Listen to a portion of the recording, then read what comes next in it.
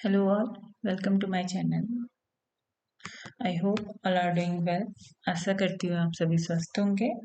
तो आज का टॉपिक है भारतीय संविधान की अनुसूचियाँ।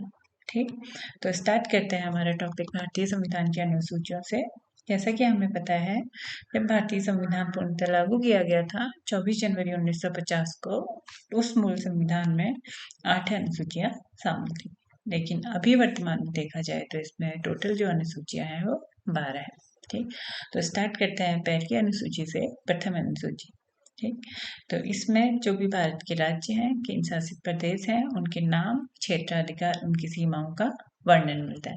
लेकिन जो भी चेंजेस होंगे, जो भी नाम में परिवर्तन होगा, जो भी हमारा नए राज्यों का शामिल होना, वो सब आर्टिकल 1 से 4 तक का दिया गया है। उसमें जो भी प्रावधान होंगे वो अनुच्छेद 1 से 4 तक का दिए गए हैं।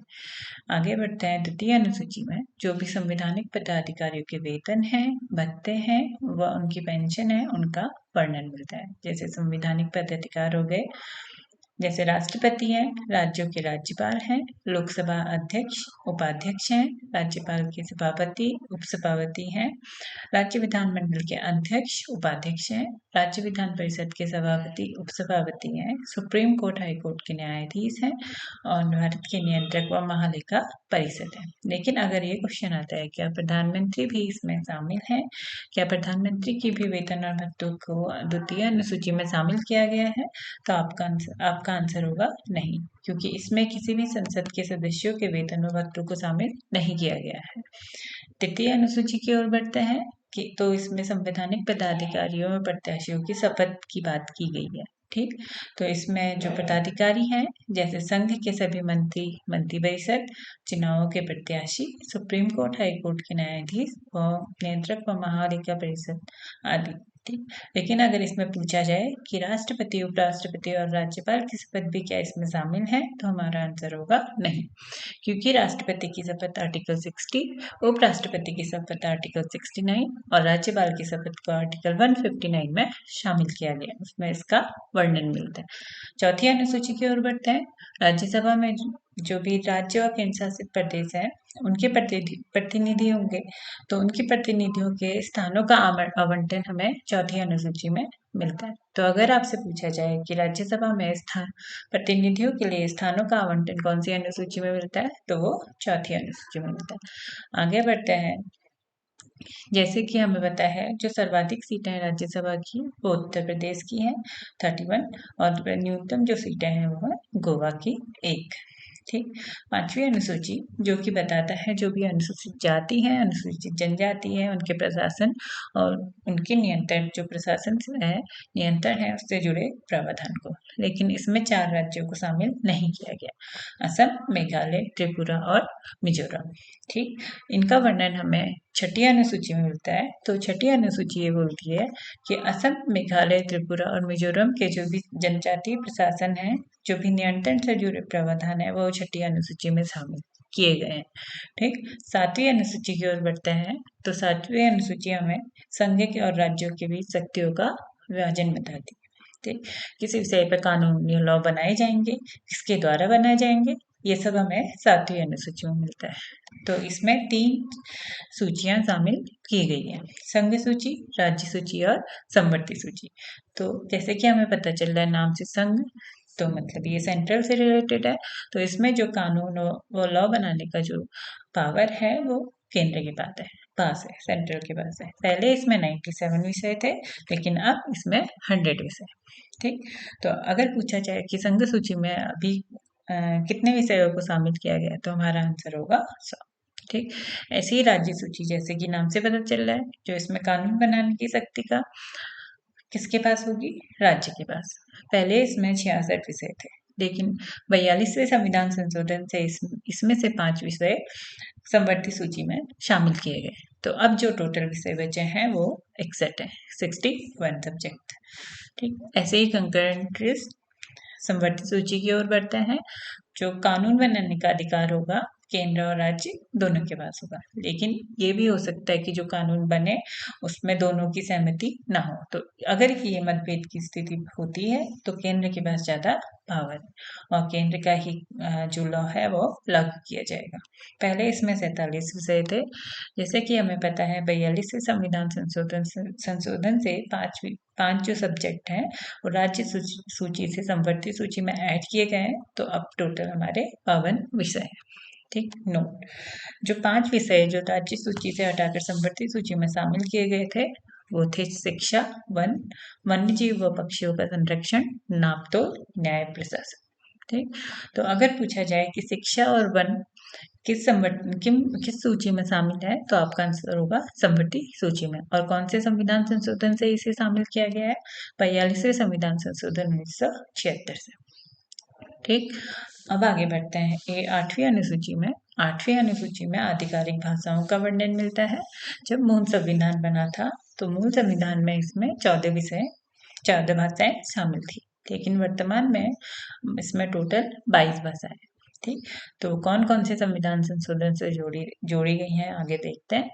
21वें संविधान संशोधन 1967 से सिंधी जोड़ी गई थी। वैसे ही 71वें संविधान संशोधन 1992 से कोंकणी, मणिपुरी, नेपाली जोड़ी गई थी। और 92वें संविधान संशोधन 2003 से बोडो, डोगरी, मैथिली और संथाली जोड़ी गई थी। तो अब हमें पता चल गया कि अगर क्वेश्चन आता है कि संथाली कौन से संविधान संशोधन से आधिकारिक भाषा के रूप में 8वीं अनुसूची में जोड़ी गई थी, तो हमें पता है 92वें संविधान संशोधन 2003 से।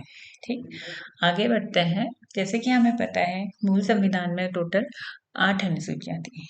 तो अभी हमें कुछ भी शामिल करना है या कुछ हटाना है तो उसके लिए संविधान संशोधन की जरूरत पड़ेगी। तो संविधान में अब अनुसूची जोड़नी है, आगे को अनुसूची जोड़नी है तो उसके लिए संविधान संशोधन की जरूरत पड़ेगी। तो अब आगे बढ़ते हैं 9वीं अनुसूची की ओर। ठीक, जो जोड़ी गई थी पहले संविधान संशोधन 1991 से, क्योंकि जमींदार उन्मूलन और जो भी भूमिस्तार थे, क्योंकि जब भारत आजाद हुआ था तो जमींदार उस वक्त जमींदारी प्रथा चरम पे थी। तो जो छोटे किसान थे उनके पास खेती के लिए भूमि नहीं थी, तो उस वक्त ये अनुसूची जोड़ी गई भूमि सुधार व जमींदारी उन्मूलन से लड़ने के लिए। तो इसमें ये बात की गई थी कि जो भी 9वीं अनुसूची में शामिल किया जाएगा उसकी न्यायिक समीक्षा नहीं की जा सकती। लेकिन बाद में केसेस हुए, अलग अलग वाद हुए, तो अब ये लास्ट में ये निर्णय लिया गया कि जो भी 24 अप्रैल 1973 के बाद जो भी विषय इस 9वीं अनुसूची में जोड़े जाएंगे उनका न्यायिक समीक्षा की जा सकती है। तो अब जो भी विषय इसमें जोड़े जाते हैं तो उनकी न्यायिक समीक्षा की जा सकती है। ठीक, 10वीं अनुसूची की ओर बढ़ते हैं, जो कि जोड़ी गई थी 52वें संविधान संशोधन 1985 की। तो ये भी जो भी सदस्य हैं उनके दल बदल के मामले में कि वो अयोग्य होंगे उनकी या योग्य होंगे, ठीक, उसकी व्यवस्था कहते हैं। मतलब कि संसद व विधानमंडल के जो भी सदस्य हैं उनके दल बदल के मामले में अयोग्यता के करने की व्यवस्था को इंक्लूड किया गया है 10वीं अनुसूची में। तो किस आधार पर वो अयोग्य घोषित होंगे, आगे बढ़ते हैं। जैसे कि ये आधार है कि जो भी निर्वाचित सदस्य हैं वे स्वेच्छा से अगर किसी राजनीतिक दल की सदस्यता को छोड़ देते हैं तो वो अयोग्य घोषित हो जाएंगे। लेकिन इसमें पहले ये प्रावधान था कि अगर 1/3 सदस्य 1/3 सदस्य एक साथ दल बदल की मांग करें या दल बदल एक राजनीतिक दल को छोड़कर दूसरे राजनीतिक दल को ज्वाइन करे या स्वेच्छा से राजनीतिक दल की सदस्यता को छोड़ दे तो वो अयोग्य घोषित नहीं किए जाएंगे। लेकिन 91वें संविधान संशोधन 2003 के बाद जो सदस्यों की संख्या है अब 2/3 कर दी गई है, यानी कि 2/3 सदस्य या 2/3 सदस्य अगर स्वेच्छा से किसी राजनीतिक दल को छोड़ते हैं तो उनकी सदस्यता को डिस्क्वालीफाइड नहीं किया जाएगा।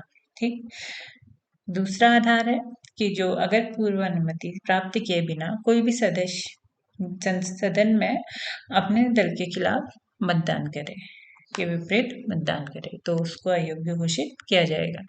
ऐसे ही तीसरा आधार है कि कोई भी निर्दलीय निर्वाचित सदस्य है वो किसी और राजनीतिक दल में शामिल हो जाए, उनकी सदस्यता ग्रहण कर ले तो वो उसकी जो सदस्यता है उसे अयोग्य घोषित किया जाएगा 10वीं अनुसूची में। तो अगर क्वेश्चन आता है कि दल बदल के मामले में अयोग्यता कौन सी अनुसूची में मिलती है, तो हमारा आंसर होगा 10वीं अनुसूची में। तो आगे बढ़ते हैं 11वीं अनुसूची से, जो कि इम्पोर्टेंट भी है और अक्सर इससे क्वेश्चन देखा भी जाता है। तो 11वीं अनुसूची जोड़ी गई थी 73वें संविधान संशोधन 1993 से। कभी ऑप्शन में 1992 भी आता है, तो ऑप्शन के हिसाब से आप टिक कीजिएगा 1992 93, ठीक, जिसे भाग 9 में शामिल किया गया था, जो बात करता है पंचायती राज की। स्थानीय स्वशासन की जो भी शक्तियां होंगी वो जो भी उत्तरदायी होंगे उसके विषय में इसमें बात की गई है। तो अभी तक इसमें 29 विषयों को शामिल किया गया है। तो अक्सर ये पूछा जाता है कि पंचायत की शक्तियों व उत्तरदायित्व के विषय में कौन सी अनुसूची में बात किया गया है, तो 11वीं अनुसूची में। और इसमें कितने विषय शामिल हैं, तो 29 विषय इसमें शामिल किए गए हैं, ठीक।